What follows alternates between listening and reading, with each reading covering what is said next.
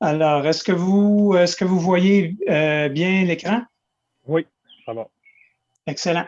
Alors, la présentation d'aujourd'hui porte sur les activités reliées à la mise en place d'une symbiose industrielle CO2 en milieu cimentier.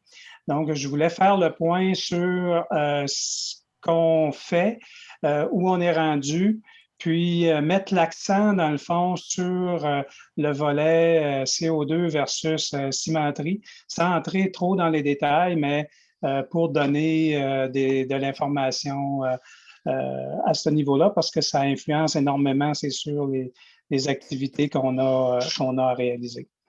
Alors, j'ai divisé la présentation, ainsi information sur le pôle, vision de notre symbiose industrielle, source d'émissions des GES dans le cas d'une cimenterie, options de réduction, les étapes franchies vers la symbiose industrielle, des constats qu'on a pu faire, des défis, des questionnements qu'on a. Prochaine étape en 2021 et puis une conclusion. Alors, le pôle, c'est une initiative régionale avant tout. Lorsque la cimenterie mécaniste a débuté sa construction en 2014, les gens de la région se sont interrogés dès le départ sur les façons de maximiser les retombées économiques de la cimenterie. Alors, le volet création d'emplois, sous-traitance, c'était quelque chose de vraiment intéressant, positif pour la région, mais la question, c'était est-ce qu'on peut tirer parti davantage de ce grand donneur d'ordre-là qu'est la cimenterie? Alors, ils ont commandé une étude à l'IREC et la conclusion de l'étude, c'était que à maturité, la cimenterie mécaniste va émettre passablement de carbone. Et puis, si on captait, on valorisait ce carbone-là, bien, on pourrait créer de la valeur ajoutée autour de la cimenterie. Ils ont validé, dans le fond, ces conclusions-là à travers une prospection industrielle et également, ils ont organisé un colloque en mai 2018 qui s'intitulait Défi carbone. Alors, pour travailler, dans le fond, à concrétiser cette idée-là, ils ont mis en place le pôle des technologies propres de la Gaspésie en 2018, qui est un OBNL. Et puis, moi, je suis entré en poste en novembre 2018 et mon collègue Pierre, que je vous ai présenté tout à l'heure, est entré en février 2019. Alors, 2 employés au pôle. Le conseil d'administration, donc, on a le maire de la municipalité de Port-Daniel-Gascon, qui est la municipalité haute qui accueille, dans le fond, la cimenterie, M. Grenier, que je vous ai présenté tout à l'heure. On a également le préfet de la MRC du Rocher-Percé, Mme Minassian, le préfet de la MRC Bonaventure, la directrice du conseil régional de l'environnement Gaspésie-les-Îles. Sur le conseil, on a aussi les communautés autochtones de la Gaspésie qui sont représentées par le Mi'kmaq Maui Business Corporation. On a Ciment Mécanisme, bien sûr. On a la Régie intermunicipale de traitement des matières résiduelles de la Gaspésie. On a l'UQTR pour nous donner un coup de main au niveau volet technique. Et puis également, on a Desjardins Entreprises. Alors, les objectifs du pôle. Donc, au fur et à mesure que les années ou les mois se sont accumulés, on a mieux défini, dans le fond, notre rôle, c'est quoi nos objectifs. Ça s'est clarifié davantage. Donc, le pôle, dans le fond, c'est un outil de développement économique régional qui vise à utiliser la cimenterie mécaniste comme un catalyseur afin de mettre en place une symbiose industrielle par la substitution d'une partie des combustibles fossiles, puis en utilisant le CO2 qui est émis par le procédé. Donc, le pôle vise à ce que cette symbiose diminue l'empreinte environnementale de l'usine, qu'elle fasse rayonner les technologies propres en région, puis qu'elle génère des retombées bénéfiques pour d'autres secteurs économiques en Gaspésie, comme les pêches, la forêt. Je vais revenir là-dessus sur des exemples un petit peu plus loin. Alors, on dit que le pôle travaille à la mise en place d'une symbiose industrielle. Donc, on peut se poser la première question à se poser, c'est quoi exactement une symbiose industrielle? La définition que j'ai relevée, dans le fond, Ça parle que c'est un réseau d'entreprises qui sont maillées entre elles et puis qui font des échanges.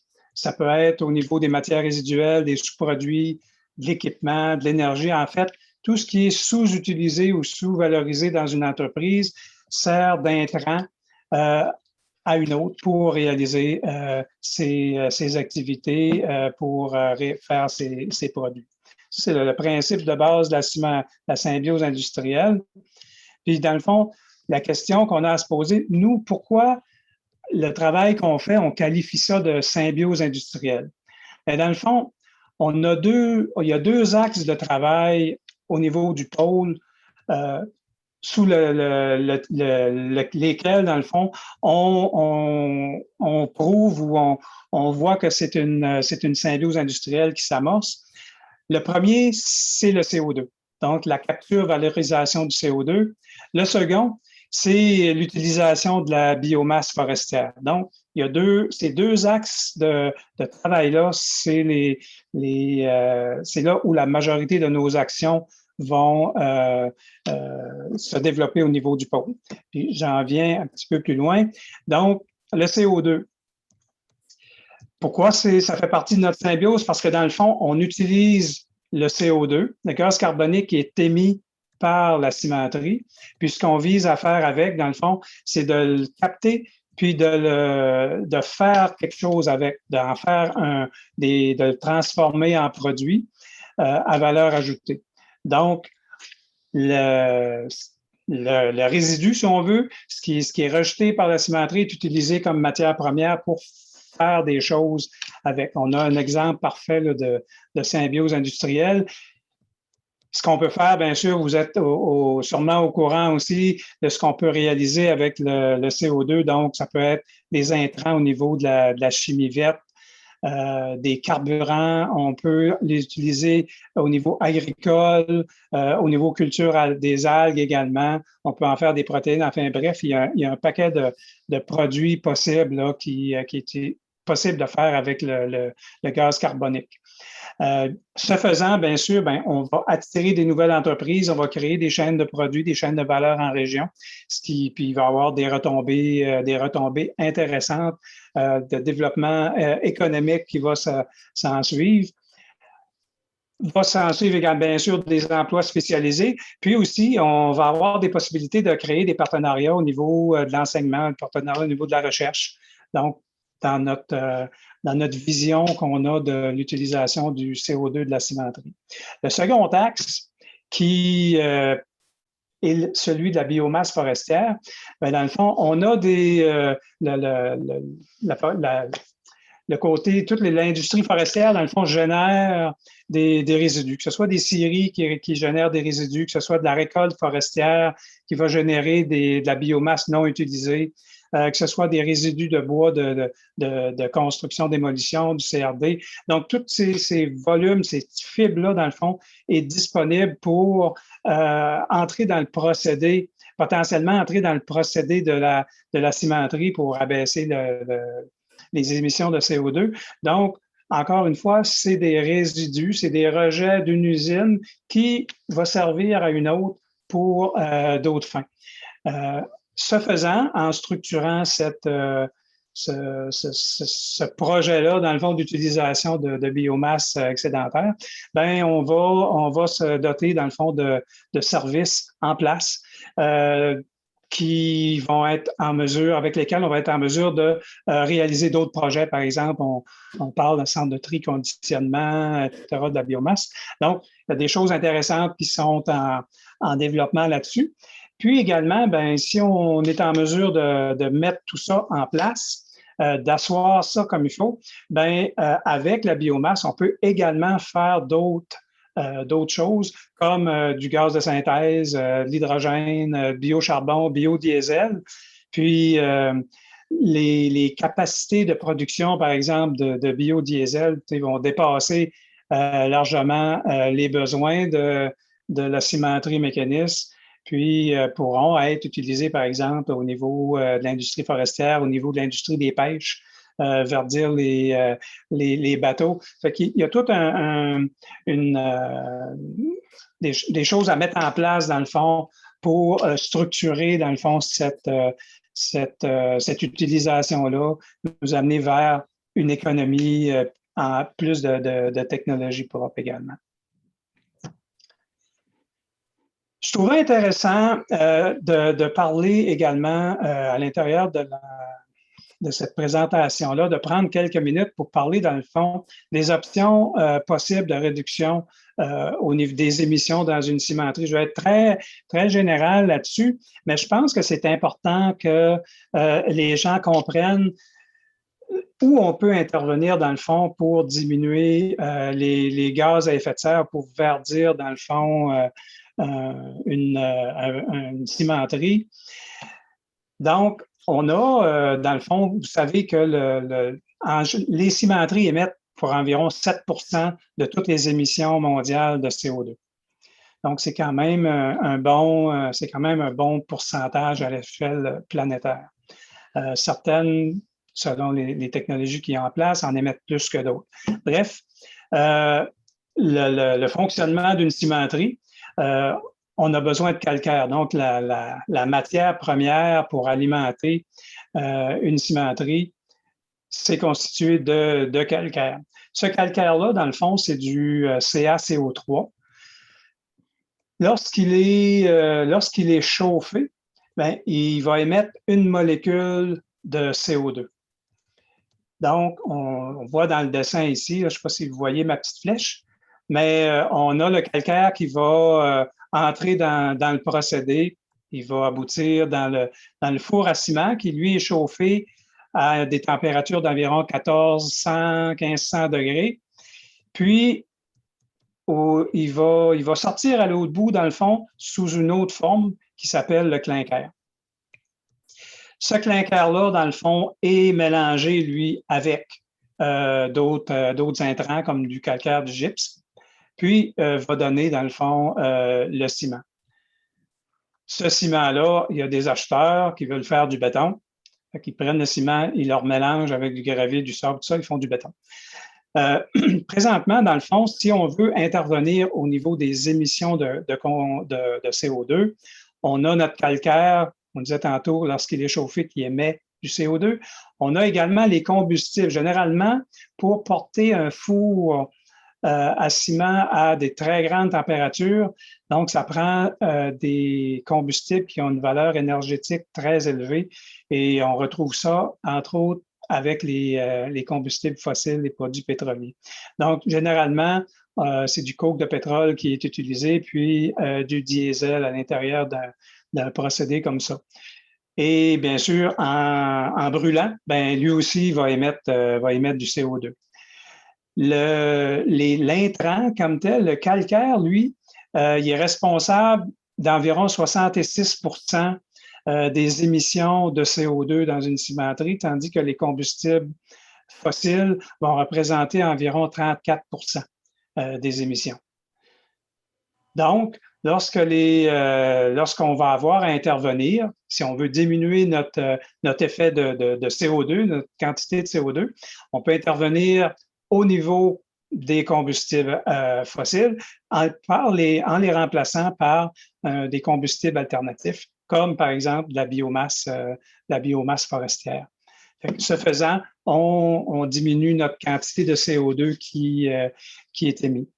L'autre moyen, dans le fond, c'est d'aller capter à la sortie, à la cheminée, aller capter le CO2 et de le valoriser, de faire des produits avec. Ça veut dire aussi, dans le fond, que si on était en mesure, qu'on avait une baguette magique, qu'on était en mesure de remplacer tous les combustibles fossiles d'une cimenterie, on se retrouve quand même avec un 66 d'émissions de CO2. Le 66 dans le fond, qui provient du calcaire va demeurer. Ça fait qu'on n'a pas le choix quand même de regarder à capter ce qui sort au bout de la cheminée. Bien sûr, les cimentiers, je pense qu'il faut le mentionner quand même. Une des façons aussi qu'ils ont de travailler à réduire leurs émissions, ben c'est d'essayer d'en faire plus avec la même tonne de clinker qui est produite. Ben ils vont ils vont la couper, dans le fond, avec d'autres intrants pour varier, dans le fond, le type de ciment, offrir différents grades de ciment, différents types, puis, dans le fond, faire plus avec la même tonne. Ça veut dire que pour la même quantité de calcaire qui va avoir entré dans le four, bien, on va sortir plus de tonnes de ciment à la fin. C'est une façon également de diminuer, dans le fond, l'impact, de diminuer le CO2 qui est émis. Alors, les principales, je dirais les principales étapes franchies jusqu'à maintenant au niveau du pôle. Donc, bien sûr, la première chose, il a fallu apprendre à se familiariser avec le fonctionnement de la cimenterie. Je pense, d'ailleurs, mon collègue Pierre est rendu pas mal bon, pas mal champion là-dedans. On a aussi, bien sûr, fallu apprendre à connaître, en tout cas au moins être capable de se démêler dans les technologies de capture, valorisation, puis également au niveau de la biomasse forestière aussi, qu'est-ce qu'on fait avec c'est quoi les possibilités au niveau nouvelles technologies d'utilisation de la biomasse forestière. Les coopératives forestières de la région ont réalisé une étude de faisabilité au niveau biomasse forestière comme combustible alternatif pour la cimenterie. Je pense que tout le monde est au courant de ça. Il y a un projet, dans le fond, qui date quand même de quelques années, d'utiliser la biomasse. Donc, c'est déjà possible d'intégrer la biomasse à l'intérieur du procédé. Il s'agit de voir comment on le fait, comment on peut obtenir cette biomasse-là, etc. Donc, les coops forestières ont réalisé une étude à cet effet-là qui est présentement, dans le fond, sur la table puis qui est discuté présentement. Au niveau, également, on a passé à travers un processus de sélection de technologies, dans le fond, d'analyse de technologies de capture, valorisation du CO2. D'ailleurs, avec Écotech Québec et Mécanisme, on a réalisé là, une activité qu'on a appelée, qui s'appelait InnoPlus, pour demander, dans le fond, des idées, des solutions pour capter, valoriser le CO2. À l'intérieur de cette démarche-là, dans le fond, on a obtenu 43 propositions en provenance de 10 pays. On a fait une sélection parmi toutes ces technologies-là. On en a présélectionné 15, sélectionné 6. Puis, présentement, on est en train de finaliser, regarder là, la faisabilité d'une technologie présentement. Au niveau... également, avec Mécanisme, on participe présentement à une étude qui est menée par Innofib, puis dans laquelle également participe le CIRAD, le CCTT, un des CCTT en région, pour cibler, dans le fond, les options possibles de symbiose industrielle. Quelles seraient les meilleures options pour établir, dans le fond, une symbiose industrielle avec les éléments que je vous ai mentionnés tout à l'heure. Suite à ces 2 ans de travaux-là, dans le fond, il y a certains constats qu'on peut faire maintenant. Dans le fond, c'est que dans le milieu de capture et valorisation du carbone, les technologies de capture sont relativement plus avancées, pas mal plus avancées que les technologies de valorisation. On n'a pas le choix que de travailler fort, dans le fond, pour trouver des solutions pour transformer ce CO2-là. Parce que les technologies de capture peuvent quand même capter pas mal de CO2, mais on ne saurait pas exactement quoi faire avec ces quantités-là pour l'instant. Les utilités jusqu'à date sont quand même, on fait des pas, mais c'est quand même des petits pas. Il y a peu de choses qui est utilisées vraiment à échelle industrielle à ce niveau-là. C'est pour ça qu'en Europe, les projets, les gros projets de capture de CO2 regardent vers la séquestration, donc de prendre le gaz carbonique, le liquéfier, puis l'injecter dans des anciens champs pétroliers, puis le caper dans ces champs-là.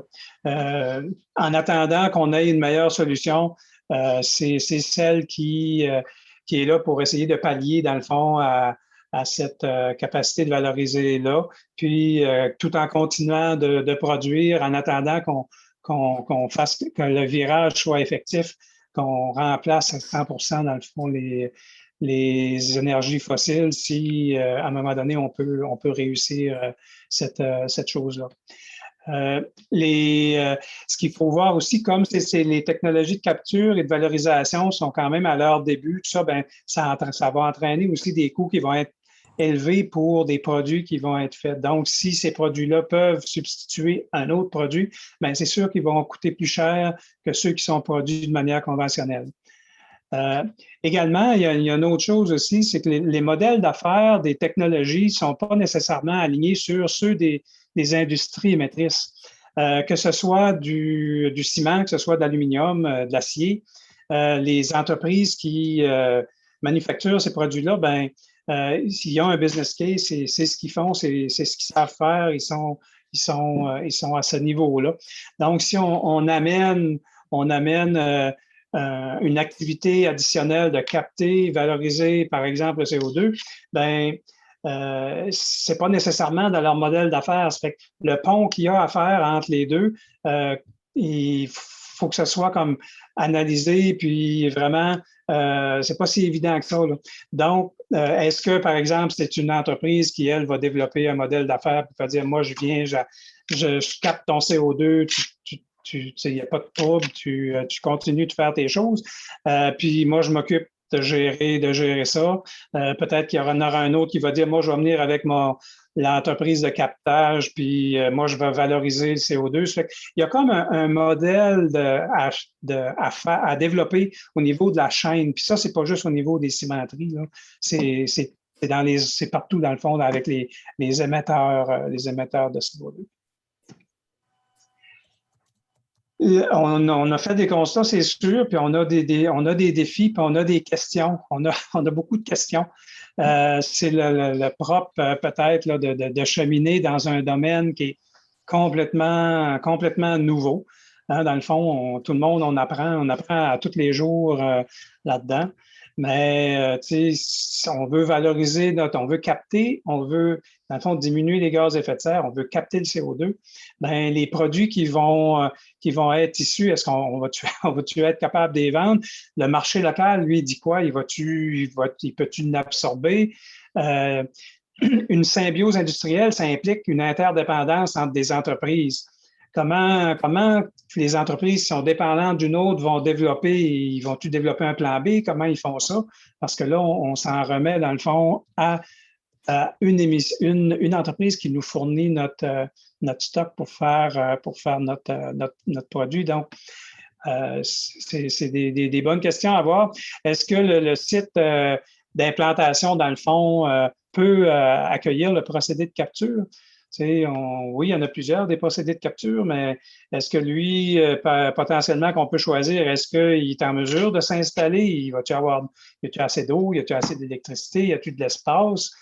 Qu'est-ce qu'on fait avec si le site de valorisation n'est pas proche, comment on stocke le CO2? On fait un pipeline? On le transporte par camion? On fait quoi? C'est toutes des questions.